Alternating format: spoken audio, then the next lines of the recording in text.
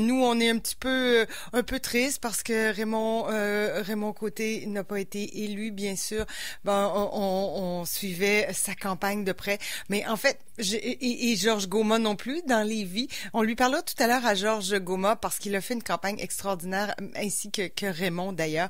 Moi, je les salue. Deux gars qui font des chroniques ici à l'émission le matin, à l'émission Les Matins éphémères, et qui ont plongé dans la campagne électorale. Parce qu'ils y croient, parce que c'est pour la cause, parce qu'ils ont des convictions politiques et pas une ambition de pouvoir comme on pourrait parfois le penser. Alors voilà, on parlera à Georges Goma un peu plus tard, voir ses réactions à chaud. Première campagne pour Georges. Pour ce qui est de Raymond, ben il avait déjà quelques campagnes derrière la cravate. Il sait à quel point ça peut être difficile les campagnes électorales. Alors on lui reparlera un peu plus tard.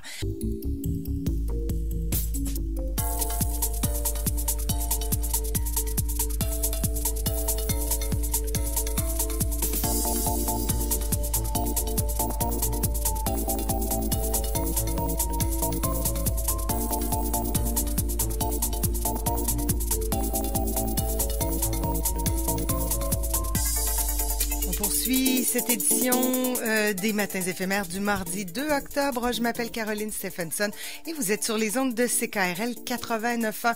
J'espère que vous allez bien, pas trop fatigué de votre soirée d'élection hier. En tout cas, il y en a un qui est avec nous au bout du fil. Il est en pleine forme. En tout cas, il a l'air en pleine forme, mais je suis convaincue qu'il est un peu fatigué quand même après toute une campagne qu'il a menée. Georges Goma, bonjour. Bonjour, Caro. Alors, je précise que Georges était candidat Québec solidaire dans Lévis.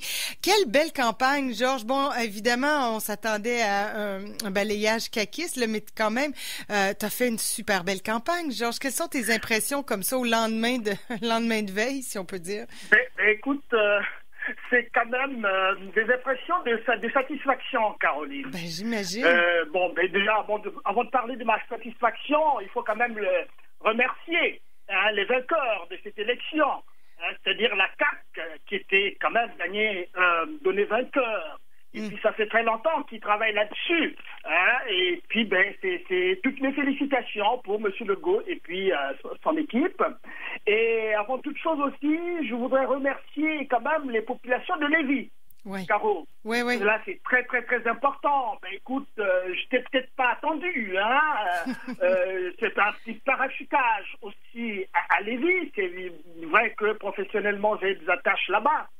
Mais voir un peu les suffrages qu'ils m'ont accordés, le premier sentiment, quand même, c'est de rendre hommage à cette brave population de Lévis, de les avoir accordés. Et puis aussi, ma foi, mon équipe, monsieur Jean-Yves Desgagnés, qui était le directeur de ma campagne, qui l'a mené quand même avec beaucoup de brio.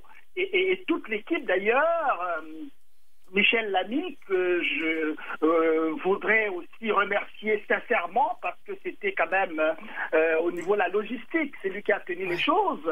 Et puis Yolande, et je ne vais pas tous les citer, mais en tout cas, qui trouve ici vraiment mes remerciements les plus sincères. Oui, parce qu'on le voit là, et toi, c'est ta première campagne électorale. Georges, comment t'as trouvé ça? C'est beaucoup d'investissement, c'est beaucoup d'implication. Tu parlais de tes bénévoles, des gens qui ont travaillé avec toi. C'est beaucoup de temps là, et d'investissement personnel là, et de conviction qu'on met de l'avant. C'est beaucoup d'investissement et aussi, avant de parler de cet investissement personnel, j'oublie un personnage aussi très très central dans cette campagne, c'est Alexandre. Alexandre aussi qui était vraiment très très très très très impliqué dans cette élection. Bon, l'investissement personnel, oui, vous savez que quand je m'engage quand même. Je m'engage jamais à la légère. J'avais cru en cette élection. Je savais que c'était très, très difficile du côté de la Rive-Sud et du côté de Lévis. Et chaque fois, on me rabâchait toujours que c'était conservateur, que ce serait très, très, très difficile. Et je pense quand même que, en se mesurant aux choses les plus difficiles, qu'on s'affirme aussi. Tout à fait. Qu'on s'affirme aussi. Et nous avons mené cette campagne sur le terrain, nous avons rencontré des Lévisiens et nous avons aussi fait les débats qui étaient programmés durant cette campagne. Et à travers ces débats, nous avons affirmé réaffirmer et confirmer nos positions qui restent aujourd'hui les meilleures positions d'après nous. Ouais. Et que nous allons continuer à porter. Je pense que nous sommes le mardi 2 octobre. Eh bien, notre campagne pour 2022 a commencé là. Hein? Ben c'est ça. Ben là, Georges aussi, outre Lévis a quand même une belle victoire là, pour ton parti Québec solidaire dans Tachereau et dans Jean Lesage aussi là, une belle percée dans cet îlot caquiste là. Absolument. Déjà, Lévis, c'est une très très belle victoire. Caro, tu es censé ignorer quand même que nous étions en 4e position. Et nous sommes en 3e position maintenant, avec presque 4000 voix. Hein, c'est pas peu, ça. Hein. Donc, nous avons quand même fait avancer le travail qui avait été commencé par les anciens candidats et les anciennes candidates de Québec solidaire, et notamment le docteur Yves Bonny et Madame Valérie Guillotot, qui m'ont donné un sacré coup de main. Et je pense quand même c'est leur victoire à elle et à lui aussi. Et puis du côté de Québec solidaire, du côté de Québec, la grande région de Québec, nous sommes très très très contents. Alors pour Catherine et Sol, nous avons travaillé ensemble, nous avons formé une sacrée gang, comme on le dit, et nous sommes bien contents de cette victoire qui était c'était dans nos prévisions. C'est bien pourquoi nous avons travaillé dans ce sens. Au dernier moment, évidemment, tout le monde devait se converger un peu vers Tachereau et puis Jean Lesage. Et puis il y a d'autres aussi qui n'ont pas démérité. Hein? Patrick Provost, mon ami Patrick Provost, qu'on avait reçu en ondes. Mon jumeau. Oui, qu'on avait reçu en ondes ici juste avant la campagne, parce que c'est un scientifique mémorable. Oui. Et puis tous les autres candidats Québec solidaire, je ne veux pas tous les citer, mais il y a Elisabeth Germain qui s'est présentée, n'est-ce pas, chez Charlesbourg. Il y a Guillaume, et puis tous les autres que je ne saurais citer ici. Du côté de Chaudière-Appalaches, Caro, n'oubliez pas ceci, que dans la démarche que nous avons adoptée du côté de Lévis, il y avait une idée forte. Une idée forte, c'était de faire de Lévis la grande capitale de Chaudière-Appalaches. Et donc, c'est aussi un petit clin d'œil à mes amis de Chaudière-Appalaches, dont évidemment Olivier Bolduc des Chutes de la Chaudière, Diane Vincent d'Ambos Sud, Fernand Dorval d'Ambos Nord, Benoît Comot dans Bellechasse. Dans l'autre lumière, il y a Normand Baudet qui est de ce côté-là. Et puis aussi, je n'oublie pas aussi, je pense que je les ai tous cités. Et si je ne l'ai pas fait, en tout cas, qu'ils veuillent m'excuser. Mais tu les as dans ton esprit, Georges. Comme tu dis, une très belle gang. Alors, avez-vous l'impression que sur la Rive-Sud, quand même, vous avez semé des graines que votre parole a portées? Évidemment, qu'il y a un mouvement là, qui est en marche et qu'on ira vers autre chose peut-être en 2022. Caro, mais assurément, nous avons semé des graines, là. Oui. Je pense que la Rive-Sud va être bousculée. Hein. Elle est dite conservatrice, mais vu les résultats que nous avons réalisés, on est quand même très nombreux à occuper la 3e place, alors que nous étions avant à la 4e place, et puis on nous attendait pas trop, là. Hein. Oui. Donc, je pense quand même que nous faisons un travail de structure, et nous l'avons dit dès le départ, qu'il ne fallait pas être non plus naïf de penser que après cette élection, nous serons les vainqueurs. Mais nous avons dit que nous ne ferons pas dans l'électoralisme, mais nous ferons dans un travail de structure. Un travail de structure qui va définitivement installer Québec solidaire dans Chaudière-Appalaches. Et nous sommes plus que jamais décidés à travailler là-dessus. Et quand je dis que au mardi 2 octobre, notre campagne a commencé pour 2022, ce n'est pas de la blague. Oui, c'est clair que ça se prépare. Et on l'a bien vu avec Catherine, c'est quand même sa 3e fois là, qu'elle se présentait. Oui. Georges, c'était ta première élection. Alors, personnellement, là, sur une note bien personnelle, comment tu as trouvé ton expérience? Est-ce que ça va... Tu parles de 2022 déjà. Alors là, voilà, comment tout ça va s'articuler pour toi dans ta vie? T'as aimé visiblement ton expérience? Oui, mais je crois que c'est un grand bouleversement, là. Hein? C'est un grand bouleversement. Je vais simplement attendre ce qui va arriver, là. Mais pour l'engagement, Caro, ça fait quand même bientôt 5 ans que nous nous connaissons, que je travaille à tes côtés à CKRL. Tu sais quand même que je sais m'engager. Et aussi les relations qu'on a eu à faire quand même tout au cours de cette campagne, même avec nos amis, nos adversaires politiques, qui ne sont pas nos ennemis, mais nous sont nos adversaires politiques. Je vois très bien M. Paradis, la dernière fois, chaque fois qu'on se voit, on se congratule, et qu'il m'a soufflé la dernière fois qu'il fallait qu'on se revoie, parce qu'on a des intérêts communs, il s'intéresse au vieillissement, et moi je suis aussi un spécialiste du vieillissement.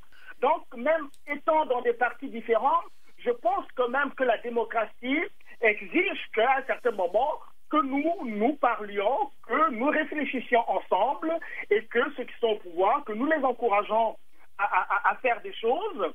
Pour la CAQ, par exemple, Caro, tu sais très bien qu'ils ont recherché le pouvoir, ils ont eu le pouvoir, et nous leur souhaitons, n'est-ce pas, d'avoir le pouvoir de faire des choses. Ben, c'est l'intérêt supérieur du Québec qui est en cause aussi, là. Hein? C'est ça, absolument. On ne va pas en politique si on n'a pas l'intérêt du Québec à cœur.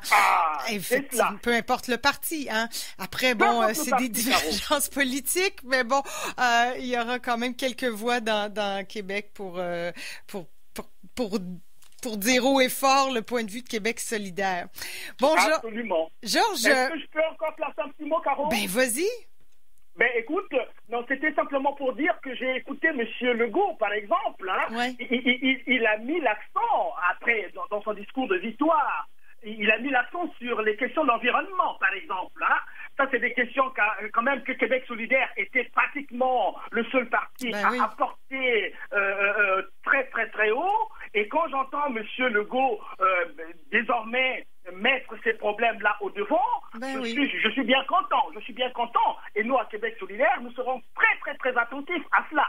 Tout à fait. Très attentifs à cela, qu'il ne s'agit pas de parler l'environnement, mais quand vous avez le pouvoir, vous aurez l'exercice du pouvoir, avec les moyens qui vont avec le pouvoir que vous avez eu, et bien nous allons voir comment est-ce qu'ils vont porter, n'est-ce pas, cette affaire de l'environnement, qui est un problème très, très, très, très, très sérieux. Oui, je pense que c'est un thème maintenant qui ne pourra plus être évacué. Vous avez, Québec solidaire, mis ça de l'avant, et puis les autres partis, en voyant votre succès, je pense, se sont dit, on peut pas passer à côté de l'environnement maintenant. Georges, qu'est-ce qui s'en vient pour toi? Est-ce qu'on se retrouve, nous, parce que toi, tu es quand même un militant de la première heure aussi, hein, on t'entend sur les ondes des matins éphémères, on t'entendait avant la campagne électorale, bien sûr, pour parler de l'Afrique noire, de justice, de droit ici, et tu peux bien en être fier, on a une belle démocratie, c'est pas toujours le cas dans plusieurs pays en Afrique, et tu dénonçais cette situation-là. Est-ce que tu reviendras nous parler de justice en Afrique? Caro, je suis étonné que tu poses cette question, on avait dit que c'est une petite parenthèse de la campagne. Oui. Alors, je suis étonné que tu me poses cette question.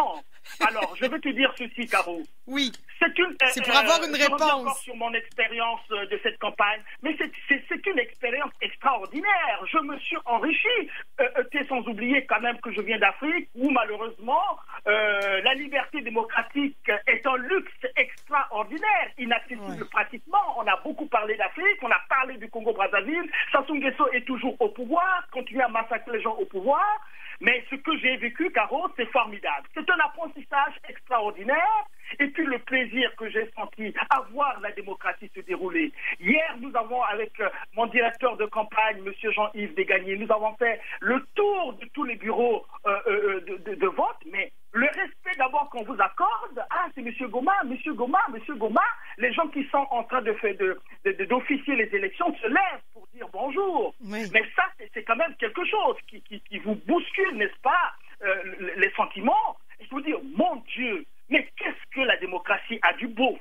Et puis, ma foi, je pense qu'avec cette expérience-là, ça pourra être transférable. Parce que je reste africain également, je reste congolais aussi, et bien sûr que je suis québécois et très fier de l'être. Et nous sommes quand même dans un monde dans un village mondial, planétaire, comme on le dit. Il y a du sens à cela aussi. Donc, je pense pouvoir être un élément très, très important dans la vie politique du Québec, à partir du moment où j'ai quand même la connaissance de la relation internationale sur les 3 continents que j'ai vécu.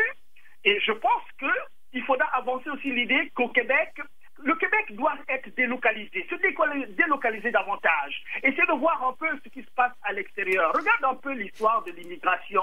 Oui. La façon dont on a traité l'histoire de l'immigration est quand même lamentable. Ouais, mais c'est quand même lamentable parce que l'immigration a été ramenée tout simplement au chiffrage. Au chiffrage. Exactement. Alors que ce sont des êtres humains qui ont un projet de vie et d'autres que le Canada et le Québec va chercher là où ils sont, les emmène ici et les voient réduits à un seul chiffre, augmenter et descendre le nombre des immigrants à recevoir, sans penser à la qualité de l'accueil, à qu'est-ce qu'ils deviennent quand ils sont ici, est-ce que leurs diplômes sont reconnus, dans quels travaux ils sont en train de travailler. Il y a des docteurs, des médecins, des gens qui savent manipuler le scalpel, qui ont une expérience extraordinaire dans la médecine, qui ont des études et qui se retrouvent en train d'être des chauffeurs de taxi ici, alors qu'il manque des médecins dans la région, il manque des médecins pour les médecins de famille, et que la médecine soit un groupe de personnes protège, je ne sais pas qu'est-ce qui protège, pour empêcher cette main-d'œuvre extraordinaire des médecins qui viennent d'ailleurs, qui peuvent bien officier ici. Mais ça, c'est des questions que nous allons porter à Québec solidaire. Et qu'on pourra se reparler à l'émission des Matins éphémères parce que c'est des questions qui nous préoccupent tous, Georges. Je vois que le métier de politicien rentre bien. En tout cas, merci, Georges, ce matin pour cet entretien. Caro, merci de m'avoir invité ce matin. Ça me fait beaucoup plaisir. Et une fois de plus, je remercie mes électeurs de Lévis pour m'avoir fait cet honneur que je ne sais pas comment est-ce que je pourrais les remercier. Ben écoute, ça viendra. J'ai l'impression que tu auras bien l'occasion. Georges, merci, puis on se reparle bientôt en ondes aux Matins éphémères. Et je te souhaite un peu de repos quand même. Bye bye. Un peu de repos quand même. C'était, en fait, on avait hier, par exemple, je disais aux gens, 30 secondes, Georges. Une journée, en fait, on a eu une journée de 39 jours pour la campagne. Donc voilà. 39 jours cristallisés en une journée, ça, on se fatigue quand même. Ça fait on a besoin d'un peu de repos. On comprend que tu es encore sur l'émotion de tout ça. Hey, merci Georges, puis on se reparle. Bye bye. Merci Caro, merci. Salut.